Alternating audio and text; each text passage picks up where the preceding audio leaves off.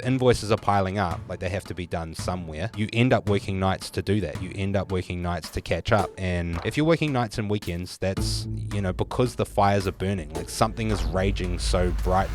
Growing a trades business can be tough. You finally got work coming in, you're taking on more techs, but something is holding you back and you just can't seem to get ahead. Ease the bottleneck in advance rather than waiting until all of the rework is happening and your customers are hating you because your team aren't managed properly and all of the projects are going to You don't want to wait to that point. Tune into this episode where we talk about the most important hire you'll ever make and the mindset that helps winners grow.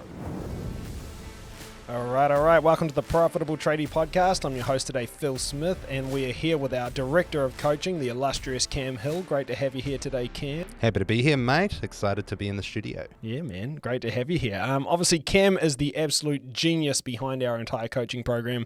Totally amazing bloke as well. You do look very handsome as well today, Cam. Thanks, so, man. Yeah, good for you, trimmed my man. beard for you. Thanks, man. I'm really glad that you made the effort. Anyway, what are we talking about today? We're actually talking about the most important hire that you can make in your trades business. It's the illustrious office admin or office manager.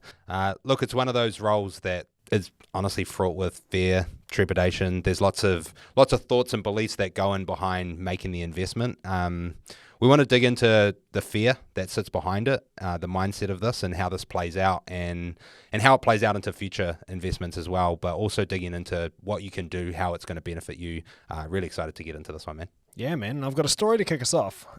So this one's one that we use with the clients all the time. It's a great story. It's more of an analogy, really. I want you to think about the Empire State Building. So, imagine you're trying to build that bad boy. It's going to take a lot. It's going to take a lot of time. Now, I want you to compare that to, let's say you're building, a house in the suburbs. Now, if I'm going to build the Empire State Building, I'm going to have to make a lot of work into the foundations, right? Like I got to dig a bloody great hole. I've got to fill it with a lot of foundations. This thing's going to be serious because I've got a big ass building going on top. On the other hand, if I'm building that house in the suburbs, I've just got to put down a 6-inch slab. We're good to go. Now, I think one of the big problems for people building a trades business is that we're essentially trying to build that Empire State Building, or at least our version of it. But the problem is we're building it on a 6-inch slab. We just haven't done the foundations. We don't have the infrastructure behind what we're trying to build to actually make it last and make it work. And so today, I think what we're really trying to talk about is getting those right roles in place, and in particular, that first big hire in the office, off the tools, and the fear that comes around that. Because if we can get over that, we start actually building a proper foundation to continue to grow our business, which is the goal. So should be juicy. Excited for this one, man. Yeah, it's so important to set yourself up right. Otherwise, you're leaning over. It's on the piss, and nobody wants a business that's the height of the Empire State Building crumbling down, right? No, absolutely not. It'd be a bit of a disaster. So, obviously, if we don't get the right roles in place, but most importantly, we're talking about the office manager. That really key office role that's going to help you get past the initial hurdle of actually starting to build a team in the office. If we don't get that in place, we run into some big problems. Yeah, look, the first one that stands out to me is, and this might be obvious, but overcapacity off the tools. So if you think about everything that's going on in your trades business, you got invoicing to do, you got calls that are coming in, you've got suppliers that are hounding you, you got bills to be paid, you got stationery to be ordered, emails come in, and there's lots of stuff going on. And when you're creating your business and you've got 1 or 2 guys on the tools, maybe 3, if you're beyond that, please reality check, keep listening. But when you're at that point, it starts to get to enough jobs are happening where, if your focus is on the tools, running the projects, helping the guys, making the sales, and you're wearing all of those hats. There's invoices piling up. There's customers calling in and they're not being answered, and you're probably not returning the calls. Suppliers might be hounding you because you don't have the funds because you're not managing everything well, or you're just forgetting about it, and now they're having to call you to follow up. People aren't being attended to. The guys on site might be neglected. It's just, there's too much happening for you in your business. That's the first big problem that stands out to me. Yeah, absolutely. Things start slipping through the cracks. You can only do so many things at once. And like you said, I think definitely in the early days of our business, we're wearing every hat. Obviously, as we grow, we start to get rid of some of these hats to other people. But reason why this is such a crucial hire is it's really that first hat that you get to take off, which actually removes a lot off your plate. So I think that's huge, man. What's next? Next one is you got to to think about the reality of it. So if you are spending a lot of time wearing all these hats and spreading yourself so thin, that the work has to still be done, right? Like you actually do have to get the invoices out. And people listening today, I'm sure, if you're in this space right now where you've got 2 or 3 guys on the tools and you don't have this role, you're probably going, yeah, that's me. But you're probably working late nights, after hours. You're probably working in the weekends. And the reason why you do that is because you feel like your customers are ignored, or they're feeling like they're ignored. If you're not returning their phone calls, like that's really on you. And I know that reputation is really important. If invoices are piling up, like they have to be done somewhere. You know, you end up working nights to do that. You end up working nights to catch up. And if you're working nights and weekends, that's, you know, because the fires are burning, like something is raging so brightly that you're having to go and spend all of your attention there. And look, the worry with that is if you're spending nights and weekends, you're not hanging out with your kids. You're not doing the hobbies that you want to do. If you want to play sport, you're probably not putting your time into that. You're not sitting down and doing the homework with your young fella. You're probably not at practice. You're probably not at their games. You're probably not having a date night or committing to it with your other half. Probably not eating well, probably not sleeping well. Exactly. Not resting. Yeah, and that stuff, like that keeps you up at night. That stuff makes you worry through the day as well about those relationships. So if you don't have the capacity in the office, then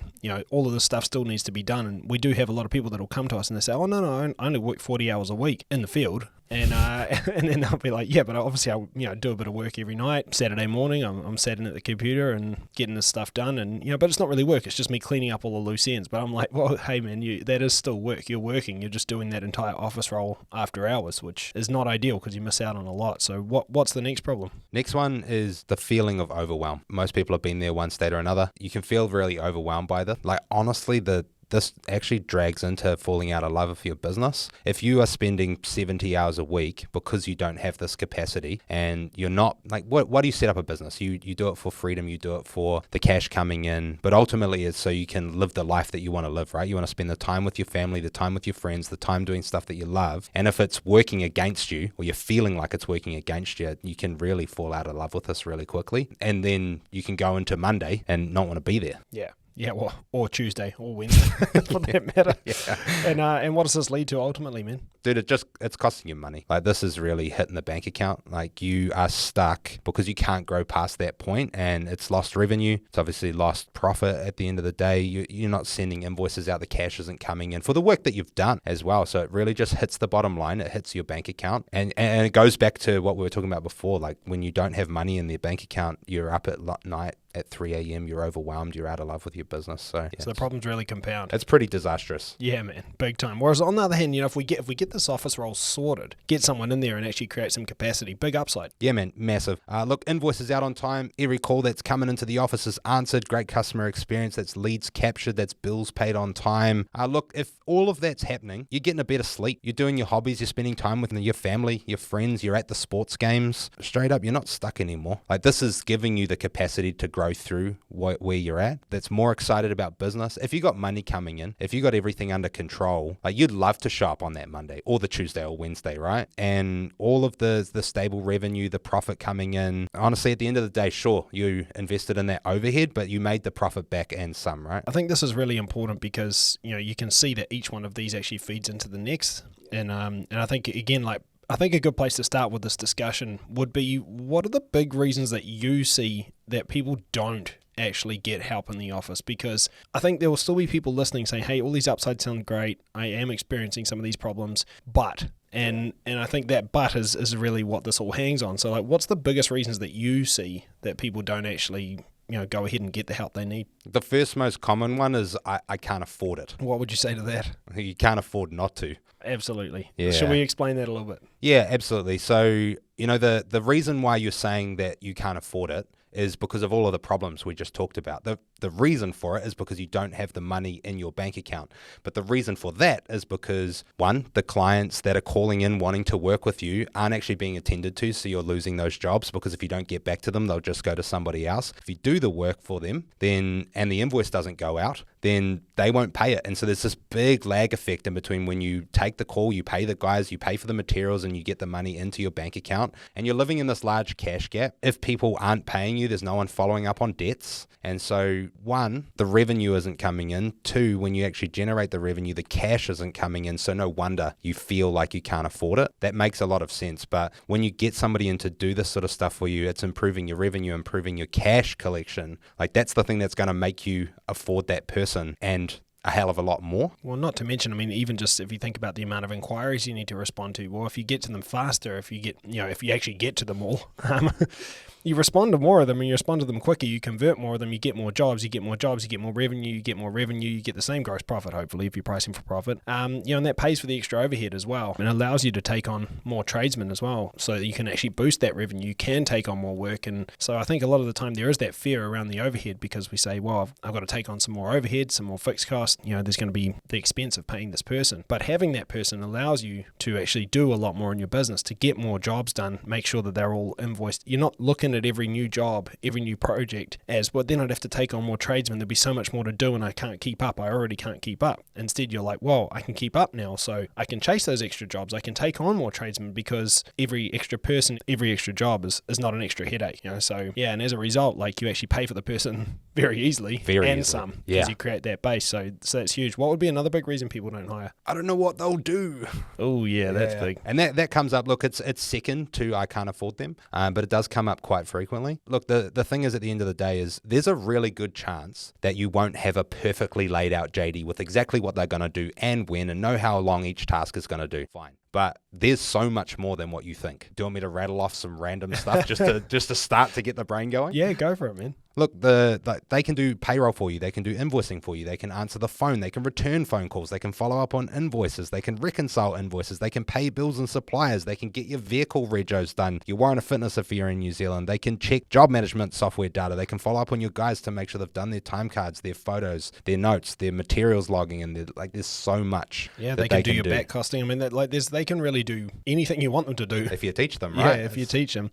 In fact, one thing we find all the time is that, you might think that there's 10, 15 tasks they need to do regularly, and you hire the person, they come in, and then they actually broaden your horizons, open your mind to all the stuff that you really should be doing that you're not, and very quickly they actually they prove to you that actually they knew better than you what they should do. Because likely you hired someone with experience in that field, so they'll notice all the stuff that you're not doing. So I think that's really, really important. What would be another reason why people don't hire in this role? I don't know. One that comes to my mind is, when's the right time? Like, I don't know what the right time is. Well, let's pick that apart, because I think understanding the signals is a big thing, right? Like, and this is true of any office-based role, any off-the-tools role that you hire. Is, I think often people wait too long, which would be, for me, that's the third big problem, right? Is that people wait too long. So you might even know you've got them, you've gotten over the cost, you've gotten over the fact that they probably know better than you what they're going to do, but you're like, oh, but when, right? So what are the signals for this role? One thing that I would like to put out there is that once you have a guy to max, like, you really need to do this. And I know that's just, that might not be the signal, but you really need to. Like, if you're getting to 3 guys or 4 guys, you're actually in that realm of too late that you were talking about. Think about when you were at this point, if you're past this point, or what's going on right now. You're wearing all of the hats if you don't have an office admin or an office manager. So if you are spreading your time to all of the stuff that I just talked about, the payroll, invoicing, all that sort of stuff, and you're on the tools, you're getting jobs in, you're marketing, you're selling, you are managing the guys, like, it's ridiculous to be task switching to all those different things and actually be effective. A signal of it is, how much time are you spending working in your business per week? And when I say in your business, I mean the hours on site, the 40 that you were talking about before, and the hours at home, or if you stay late or you start early or you work on the weekends. Like, how much time are you actually spending? If it's more than 40, that's a great indicator, because it's not manageable forever to be doing 50, 60, 70 hours a week, because when you show up for your team member or the client, you're probably tired. You're probably not paying that much attention. You think you might be, but you're probably not. And so you're less effective. Like, that is a good indicator. So how much time are you spending? The other ones are money. Like the money indicator. I just always look at time and money, and it's like, if you aren't returning the phone calls, that's going to turn into lack of revenue. If your invoicing is sitting there piling up, that means the lack of cash flow. Lack of cash,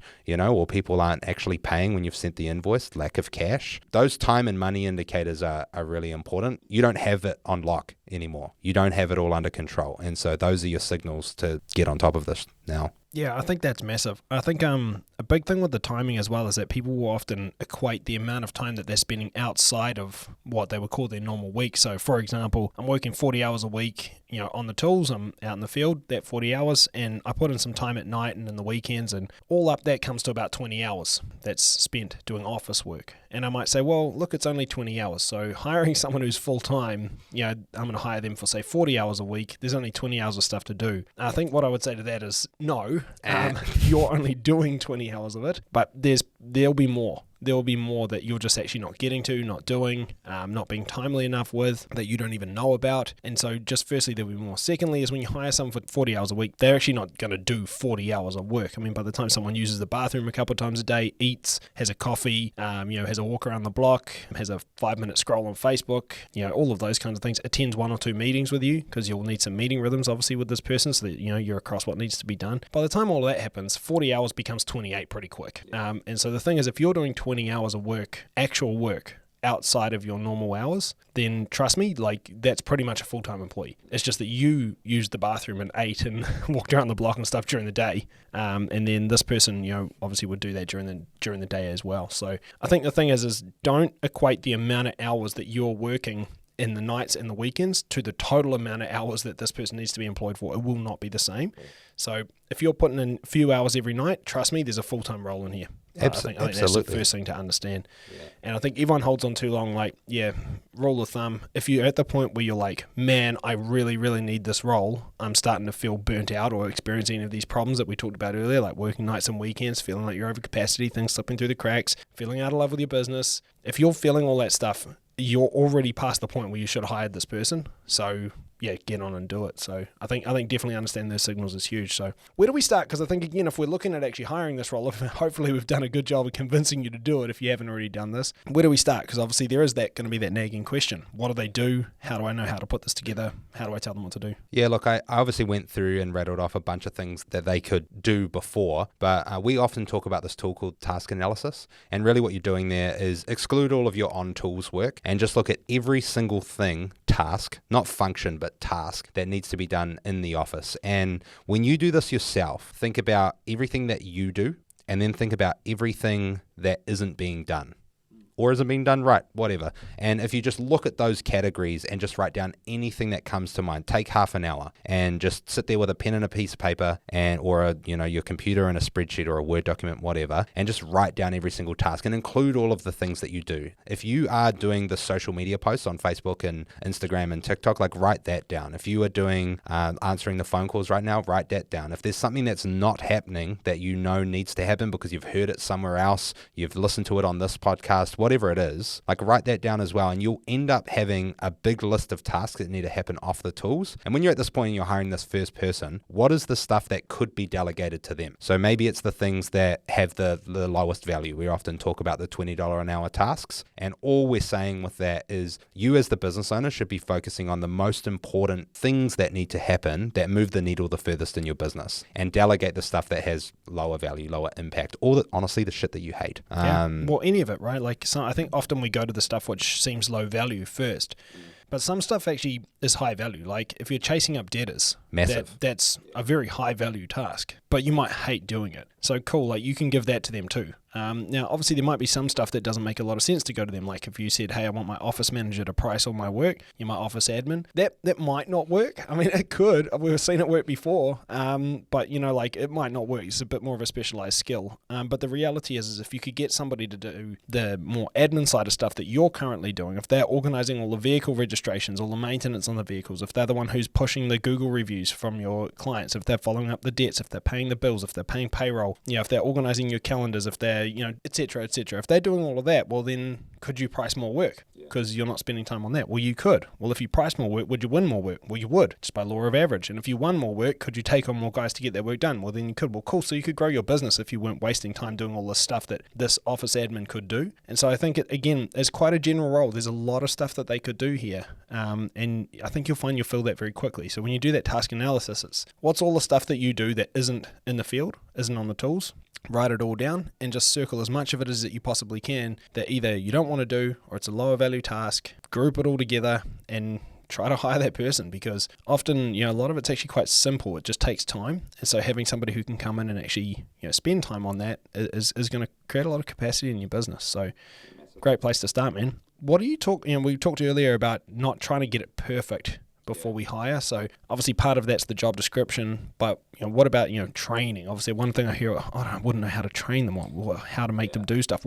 I need to make an admin manual if I need this, but I need to have that before they start so they know how to do everything. That's the trap. I want to have everything perfect. I want to have all of my systems made up so that they can come in and they're ready to go. Here's the reality. Likelihood is you're going to hire somebody who's been an office administrator or office manager in the past at a different place of work, right? Now, they will actually have more experience doing this stuff than you. They probably care a lot more about it than you do. I'm sure you're sitting here going, I really want this stuff off my plate. I just can't afford it, or whatever excuse that or reason that we talked about before. And I know you feel that, but this person is going to love that type of work. That's what they do. That's what they're applying for. They've got experience with it, and they'll actually make a lot of the stuff that you've got better. Now, when we talk about this with clients all the time, one of the easiest ways to kickstart this is as you start to get them into your business. So you've gone through the process of hiring them, they've started, sit down with them and teach them what you do. So for example, if you're teaching them how to do an invoice, talk them through it, but while you're talking them through it, film what you're doing with Loom. Loom is just a video software that records you, screen recording software. You can talk it through,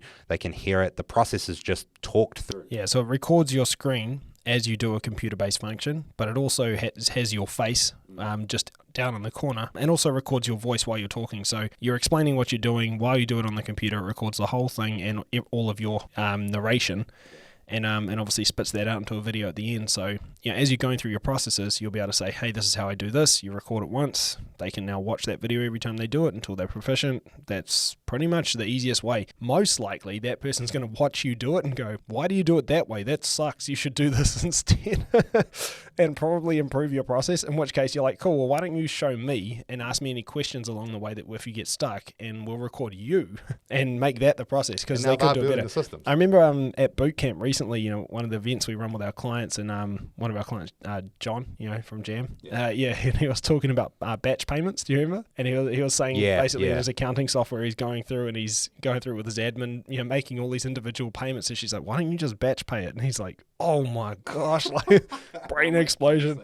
But again, perfect example, right? It's like they'll probably watch you, do something, and then they'll probably actually have a lot of improvement immediately, because they do, like you said, they do this stuff every day. This is their job, this is their profession. So they're often, really going to level up all your processes immediately, which is great. So I think big point there is don't try to get it perfect before you hire. You don't need to have all these systems created. You just create them as you go. With the person, because they'll probably do a better job of creating them than you will. Yeah, and every single thing along the way, they can take all of these videos recorded, checklists made from the conversations that you have, and put them into that manual. And now they've got this one place where they can go back to, or anyone else in the future can go back to, and actually just take what you've made with them on the time when you're training them. Yeah, I mean, the way I would do it is I'd get that task analysis to get my initial list of what I want them to do. Next to each thing, I just write, is this daily? Is this weekly? Monthly? Quarterly? How often is it? And then everything that's daily goes into a daily office checklist. Everything that's weekly goes into the weekly office checklist. Everything that's monthly is in the monthly office checklist, and so on. And then on day one, I'd just go through the daily office checklist and just do each task with them, Loom record it. They can improve it if they see improvements. Once in that week, you go through the weekly office checklist, same process, record it. For the first month, go through the monthly. In the first quarter, you go through the quarterly. Most of the office admin manual is going to actually be made after day one, because most of it's daily tasks. By the end of week one, you've probably got 60% done. By the end of month one, you've got 80% done, and by the end of quarter one, you've actually pretty much finished your admin manual. And then obviously as they see other things that should be happening in the business that aren't, they'll add to that, and it will get better and better. So it's funny how quickly this role can get up to speed as well and start to make a massive difference in your life. So I think that's huge. So where do we find these people? Look, you gotta advertise for them. And one thing that's cool here is if you've tried to hire a tradesman in the past, it might have felt like there wasn't many out there. They're scarce, whatever. There's lots of people who have office admin experience, lots. Without going into all of the detail, what we do with our clients is we have a job ad template for them, and you just want to make it an appealing place to work and advertise that. Really write out why your place of work is a cool place to work, and put it out as wide as you can. Don't just chuck it on one platform, chuck it on a few, put it on social media, like get the word spread wide. Like you need to interview them and check that they fit with the values of your company and they have the actual skills that you want them to come in with, because hey, awesome if they can use your job management software. There actually is a pretty good chance that you can find an admin that has experience with the job management software that you use or the accounting software that you use, whatever that may be, and maybe they've worked for a trades business. Like any of those things are actually great. Yeah, this is actually a much more common role than I think people give credit for. And I think, again, a lot of people are going to be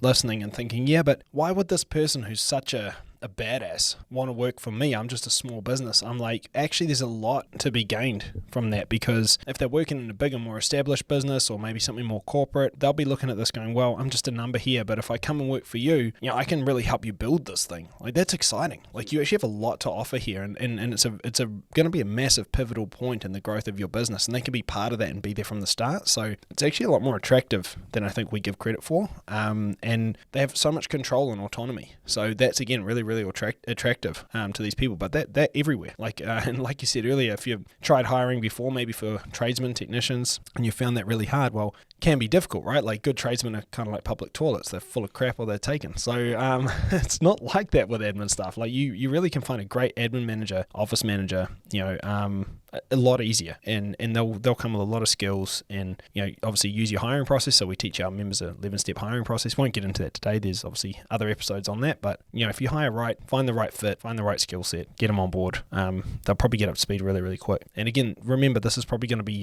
one of your right hand people. They'll be integral. So make sure you do all those culture checks and hire properly, and make sure this is someone that you actually want to work with, because you'll end up working a lot with them. So make sure they're the right person. Yeah, massive. I think one more thing I want to talk about is that, obviously we've talked a lot about the office admin today. That's obviously the big role we're talking about. It's probably the most crucial hire. It happens quite early on in your business, right? So how do we see this same phenomenon showing up? Because actually one thing that we find is that exactly this same situation recycles. It's just with a different name. So do you want to speak to that? Yeah, absolutely. So before I mentioned this term, the ceiling of complexity. So with the office admin, before you hire them, there's a bottleneck and you pretty much tap out in your growth. And so at that point, you're wearing all of the hats. There's too much that's happening off the tools, and you can't get any further because you can't get any more calls in or actually get any more jobs done, because you can't manage any more team members because you're trapped off the tools doing the invoicing and blah, blah, blah. You hire that person, and it gives you capacity to grow, because now you've got this person, this goldmine of a person that we've been talking about, handling all the inquiries, doing invoices, all the rest. And what ends up happening is you now have taken off a hat, but you're still wearing a couple of other hats. You are the sales hat. You are the team management hat. You might still be on the tools a little bit. Pricing hat.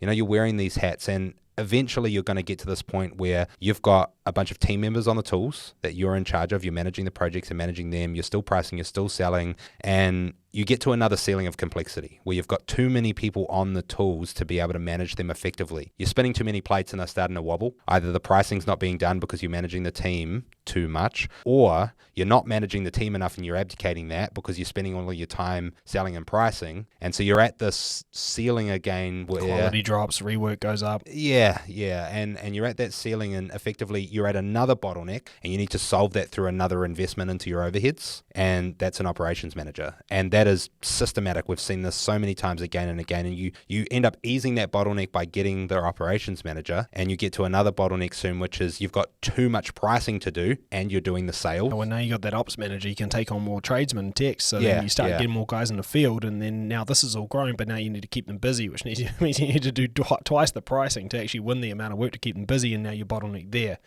That you need an estimator. Point that we're making is this continues, right? Like essentially it's a theory of constraint. Like every time you get a bit of growth, you grow for a bit and then you stagnate at that ceiling of complexity. It's a new ceiling every time for a different reason, but same theme is that you reached a bottleneck, there's a ceiling of complexity, you need to ease that, and when you ease that, then you can once again grow. It more than pays for the role. It makes total sense. It frees your time up, your freedom up. It gives you, the headspace. You fall back in love with your business. You stop hating it, stop working nights and weekends. It all kind of recycles. It's just an insert new job title here, but it continues and continues, and that actually never goes away. It doesn't matter how big your business gets, how great your business gets, there'll always be constraints that come up, and when they come up, you need to ease those, and you have all those same fears. How am I going to pay for this? How am I going to teach him what to do? Where will I find this person? All of those kinds of things are going to come into your head. But when you solve that, and you get over it and you just spend the money, get the person, help them help you figure it out, then it just always seems to work. Like it's not really anything magic to it. It's just easing the constraint. And you want to do it as early as possible too. Like obviously not when you've just hired the office manager, get the operations manager, but feel the need and scope the land. Like we were talking about understanding the signals before. These signals pop up in terms of enough pricing capacity or enough management capacity for the guys that are on the tools. Marketing capacity, sales capacity. Absolutely. And same again. We talk about the 80% rule, right? Hire at 80%, and that's a pretty good rule for this. If you can see that bottleneck is coming, that's a lot more effective to ease the bottleneck in advance rather than waiting until all of the rework is happening and your customers are hating you because your team aren't managed properly and all of the projects are going to you don't want to wait to that point. Nah, definitely not. Got to get onto it. So I think we've covered some good stuff. Should we land this plane? Yeah, man, let's do it. All right, sweet. Well, hey, look, I think, growing your business can be really, really tough. And what can be even more tough is coming up against a huge bottleneck, working your butt off, getting completely overwhelmed, working nights and weekends, and still not getting ahead. And the real key here is easing the constraint, thinking about who, not how, and taking on the right person that can actually get you propelled ahead. Essentially, build that nice big foundation so that you can keep building your Eiffel Tower. So go ahead. That first hire is obviously your office admin. If you haven't already done that, I'd say it's probably about time. If you have, then the thing is, think about that next constraint, solve that, same principle. So it's been awesome hanging out. We'll see you all again next time. Congratulations on being part of a select group of savvy business owners who are taking their businesses to the next level. And to help you on your journey, don't forget to check out our show notes for a copy of our free book, The Profitable Tradie, and other valuable resources. Thanks for being a part of this special group, and we'll see you in the next episode of the Profitable Tradie podcast.